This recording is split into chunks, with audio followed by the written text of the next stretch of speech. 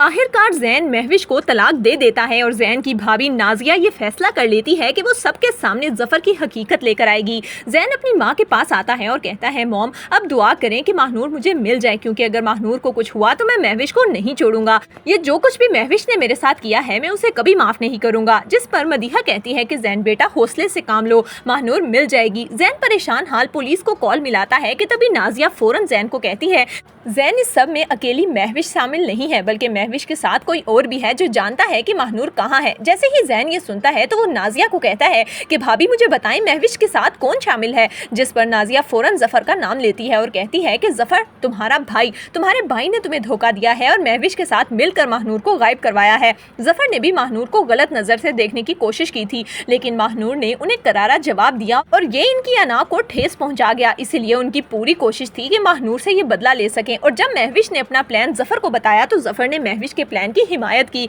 और उसका साथ दिया। ज़फ़र बहुत अच्छे से जानते हैं कि महानूर कहाँ है। जैसे ही ज़ैन ये सुनता है उसके पैरों के नीचे से तो ज़मीन ही निकल जाती है। ज़ैन ज़फ़र के पास आता है और कहता है कि भाई भाभी क्या कह रही हैं, क्या ये सब कुछ सच है। जिस पर ज़फ़र लड़खड़ाते हुए खड़ा होता है और कहता है कि ज़ैन ये सब झूठ है, मैं महानूर को क्यों अगवा करवाऊंगा, भला मेरा उससे क्या ताल्लुक है। जिस पर ज़ैन कहता है कि भाभी झूठ नहीं बोलती और मैं बहुत अच्छे से जानता हूँ ज़फ़र भाई, मैंने भी आपको एक दो दफ़ा महानूर के आसपास देखा है और महानूर आपकी मौजूदगी से काफ़ी अनकंफर्टेबल भी होती थी। मुझे आज सच सुनना है और अगर आज आपने मुझे सच ना बताया तो भाई आज के बाद मैं आपकी शक्ल नहीं देखूंगा। जिस पर ज़फ़र खामोश हो जाता है और नाजिया को कहता है कि नाजिया ये तुमने अच्छा नहीं किया, लेकिन ज़ैन तो अपने भाई का गिरहबान पकड़ लेगा और कहेगा कि भाई आपने ये सब कुछ क्यों किया, आखिर मेरी जिंदगी तबाह क्यों की। अरे भाई तो भाइयों पर जान छिड़कते हैं, आपने मेरी जान ही निकाल दी। जिस पर ज़फ़र भी काफ़ी शर्मिंदा होगा, लेकिन अब ज़फ़र की माँ मदीहा खुद आगे आएगी और ज़फ़र के मुंह पर एक जोरदार थप्पड़ मारेगी और कहेगी कि ये जो कुछ भी तुमने किया ये इंतहाई नीच हरकत थी।